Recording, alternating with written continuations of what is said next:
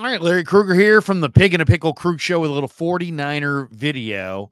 Will the Niners do what they've done the last two off seasons and go get a premier free agent?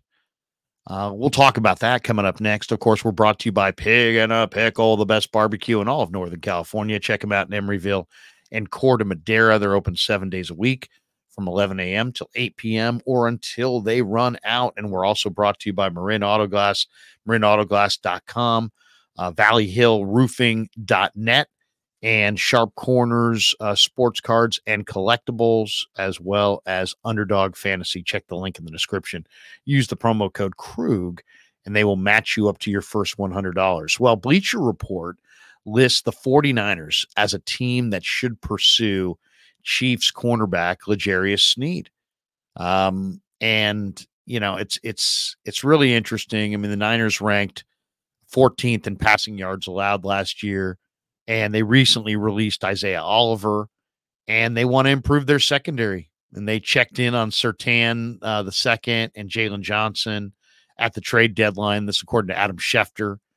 And now, you know, people are suggesting L'Jarius Sneed. Now the Chiefs are probably going to franchise Sneed, but they're looking for a second round pick. Would the Niners trade their second round pick to the Chiefs for Sneed? And then conversely, would the Chiefs trade L'Jarius Sneed to the 49ers for simply a second round pick? Even if that's their price tag, I got to think that they'd rather send Sneed almost anywhere but San Francisco. The Niners are facing a cap deficit right now of $3.4 million. They could potentially, you know, alter that if they could extend Brandon Ayuk and move some money around. I don't know if Kansas City could be convinced to trade a player this good to the 49ers, knowing that the Niners probably are the one team that stand between them and a three-peat. So that part of it is very much up in the air. But let's talk a little bit about the 49ers and the way they've done things, you know, in free agency. I think the 49ers have done an incredible job in free agency. And if you look at their deal this year, they've got 2 picks in the 3rd round. One's a comp pick. They've got 2 picks in the 4th round, the second one coming in from Dallas on the Trey Lance trade. They've got a 5th round pick that's a comp pick. They've got 2 picks in the 6th round. They're both comp picks. So the Niners had a league high 7 compensatory selections in the 2023 draft. And they're expected to have 11 picks in this upcoming draft, including those 4 compensatory picks that I just mentioned there. It's gotten to a point where some owners are complaining to the league about the Niners, you know, basically hoarding all these compensatory picks, and you get them for 2 reasons: developing minority coaches who then get hired by other franchises, as well as front office executives, minority front office executives. They get hired away. That's one way that you get compensatory picks. Another way that you get compensatory picks is to allow free agents to walk away. And basically, the Niners have like 20 free agents. And my guess is they're going to let like 17 walk away, maybe 18. And because of that, and they don't sign a lot of free agents. They're gonna because they're gonna let so many free agents walk away, and they're not going to sign a lot of free agents. They're perfecting the free agent compensatory pick formula in recent years, and they're using it to perfection. The Niners ended up with 2 5th-round comp picks as a result of the deal for Emmanuel Sanders. One came from Denver. The other was a comp pick when Sanders signed with New Orleans. The Niners used those 2 picks to get Trent Williams and Talanoa Hufanga. So they got a comp pick when they lost McGlinchey. They got another comp pick when Rand Carthon left. They got another comp pick when D'Amico Ryans left. You know, if they let Chase Young walk away, they're probably going to get another 3rd-round comp pick. And they're using these comp picks to build their roster. 2019, they used a comp pick that they had to trade up to select Dre Greenlaw. Dre Greenlaw is a foundation piece of the team. 2021, they had a 3rd-round comp pick. They used it on Ambry Thomas. 2021 fifth round, they had a comp pick. They used it on Talanoa Hufanga. 2022, they had a third round comp pick, and they used that as part of the package to trade up for Trey Lance. It didn't work out, but it was part of their pick arsenal that they used to move up. 2022, they had a comp pick in the seventh round. They used it to select this quarterback. I think his name's Brock Purdy. There you go. So, so the Niners are doing really, really well. And they're going to have 11 draft picks overall, including a first round pick for the first time since 2021. But they have compensatory selections, and they're playing this to perfection. So then what have they done the last couple of years? See, where I say they're playing this to perfection, not only are they letting their rank and file free agent leave, they're not signing hordes of other free agents. They're really taking those comp picks and they're building on day 3 of the draft and with undrafted free agents that they sign after the draft. And then what have they done the last 2 years in free agency? They've signed one great player away from a team that stood between them and the Super Bowl. 2 years ago, it was Mooney Ward. Last year, it was Javon Hargrave. So I'm not saying they're going to get L'Jarius Sneed because I don't know that the Chiefs are going to play ball with them. But if the Niners wanted to trade a second-round pick for L'Jarius Sneed, I think that would probably be wise. And that's because you have to trade for him, even though he's a free agent, because I think they put the transition tag or they put the franchise tag on him, and they're willing to trade him. But who are some other premier free agents that are out there that the 49ers theoretically could go after? That's the question. I mean, who's out there that, who are the top free agents? All right, here are the top free agents that I could picture them going after. We'll count it down from 13 to 1.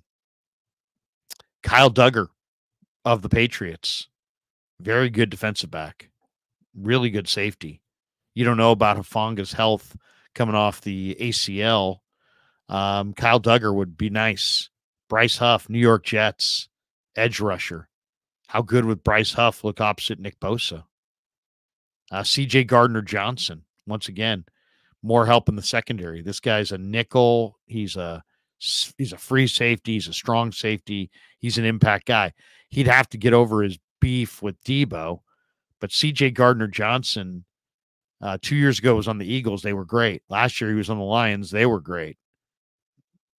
You might want to, notice the trend and see if you can get C.J. Gardner-Johnson.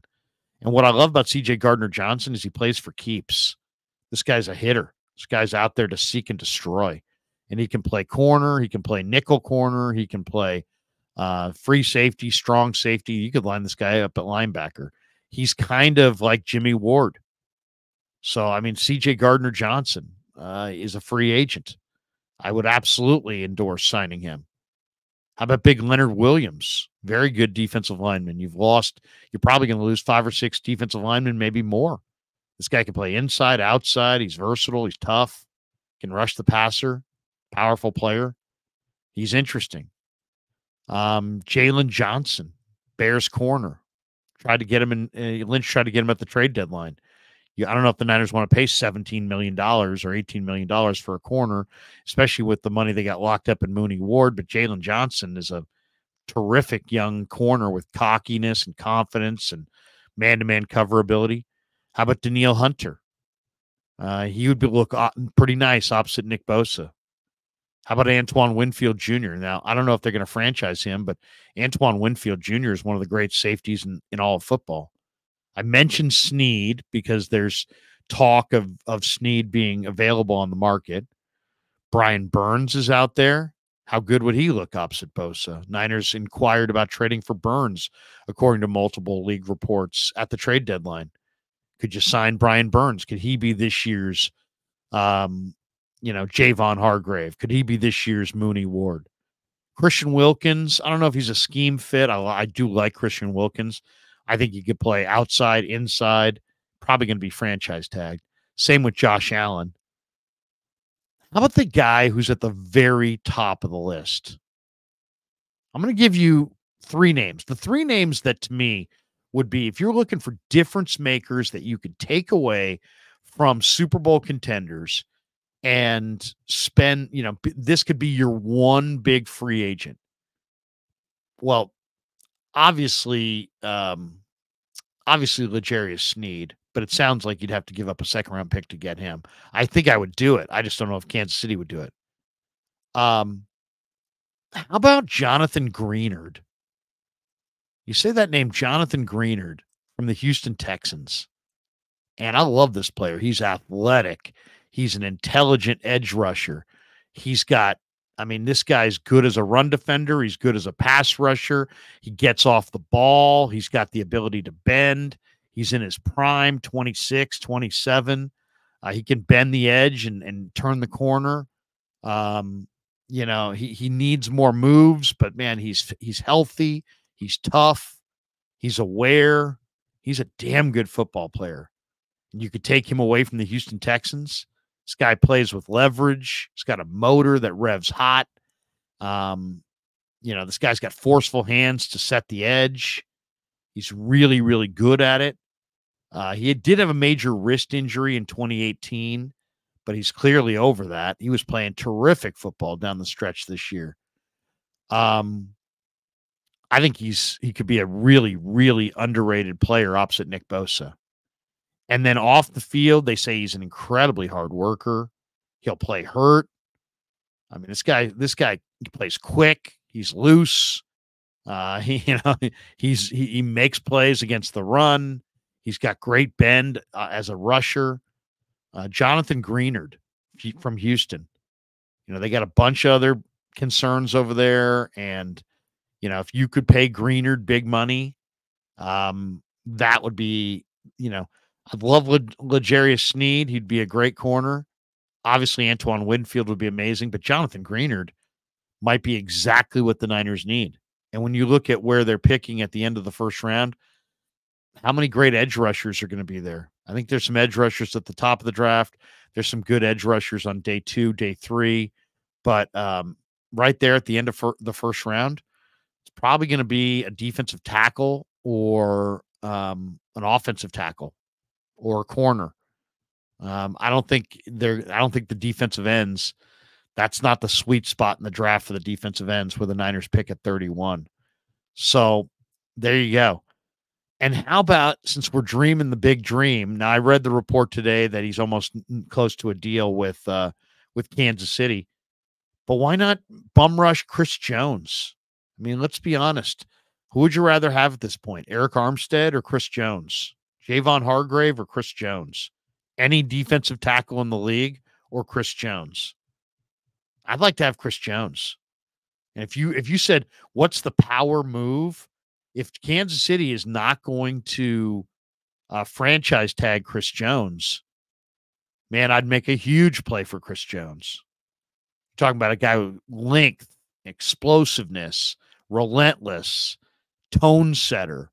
This is the guy that keeps beating the 49ers. You want to win the Super Bowl? You're going to have to either block Chris Jones or take Chris Jones from them. So it's probably pie in the sky. But guess what? If Kansas City and Jones get into some 11th hour beef, man, if I'm John Lynch and Jed York and Kyle Shanahan, I would be at Chris Jones's door. I'd be all over his agent. I'd be like, come here. This guy's elite in every way imaginable. Strength at the point of attack, amazing. The guy's got 10 3/4-inch hands. He throws blockers out of his way. He plays with great pad level. He plays with great power. He plays with great speed. He can rock any interior lineman back. He can play. He gets low. He gets underneath their chest plate, and he just drives them back. We're talking about a guy who plays with a wide, powerful base. He moves like a defensive end. You can play him at defensive end. He's scheme versatile. I don't care what you run. 3-4, 4-3, wide 9. It doesn't matter. I don't care if it's a 1-gap D or a 2-gap D. This guy fits it all. Doesn't matter if you're in a 3-4. Doesn't matter if you got a hybrid defense. Doesn't matter if you got a wide 9. Doesn't matter if you got a bunch of depth inside and you got to play him outside. Doesn't matter if you got a bunch of depth outside and you got to play him inside. This guy is scheme versatile with elite length, size, skill, and he's the guy that says, I'm playing this hard, and if you don't play this hard, I will kick your ass. That's what this guy represents. I love Eric Armstead. He's not Chris Jones. I love Hargrave. Nice player. Not Chris Jones. Not. This guy, Chris Jones, to me, is kind of what Charles Haley would have looked like if he had played defensive tackle and was 295 pounds. Plays incredibly hard, demands that you play the same. He is the culture. You say, oh, well, we're trying to establish a culture. What's our culture? Our culture, his name is Chris Jones. So I don't think it's realistic to get him. And if you're watching this right now, you're going, Krug, you're not going to get him. He's staying in Kansas City. Okay, I get it. Yeah, he's probably staying in Kansas City. But if I get 3 phone calls to make to difference-making defenders, and I've got the Jed York thumbs up to go get a premier Mooney Ward, Javon Hargrave, top of the scale type free agent. I'd like to have Brian Burns. Don't get me wrong. I wouldn't mind having Daniil Hunter. But I'm going for guys who show up to destroy you. So I'm calling Chris Jones, and I want him on my team. I'm calling Jonathan Greenard, and I want him on my team. And I'm probably calling L'Jarius Sneed, or maybe even C.J. Gardner-Johnson. And I want those guys on my team. I want, if I'm going to get one difference maker in free agency, I'm shooting high, man. Give me Chris Jones. Give me Sneed. Give me Greenard. Give me C.J. Gardner-Johnson. You know what? I'm John Lynch. I brokered the Grant Cohn, Javon Kinlaw piece. I can broker the Debo, C.J. Gardner-Johnson piece. You know, I think this will be a lot easier than that. If he could get those guys to move down the road, he can get Debo and C.J. Gardner-Johnson to move down the road. Go get. I mean, this is where I love what the Niners are doing right now. They're letting their free agents walk. They're signing one guy.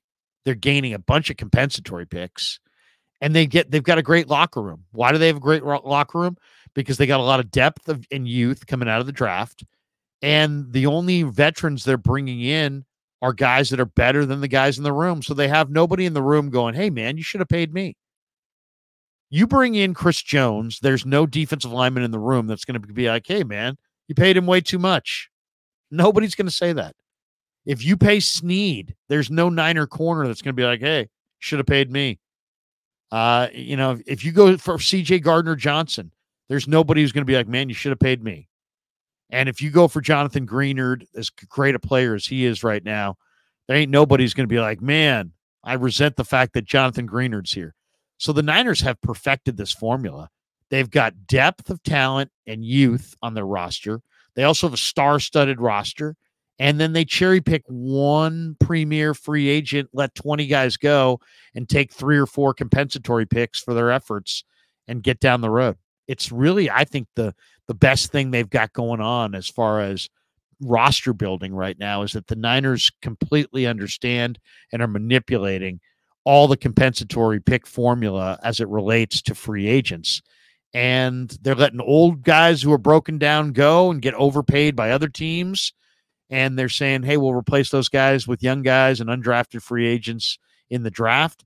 And then they're going and saying, we'll also, while we're doing this, we'll sign one awesome free agent. 2 years ago, it's Mooney. And last year, it's Hargrave. And this year, it will be, we got to wait. We got to wait and see. But if it was up to me, it would be Chris freaking Jones. All right. Hope you enjoyed the video. Thanks to Pig and a Pickle for being the title sponsor of The Krug Show. Thanks to all of our sponsors. And thanks to you guys as well for supporting The Krug Show on YouTube.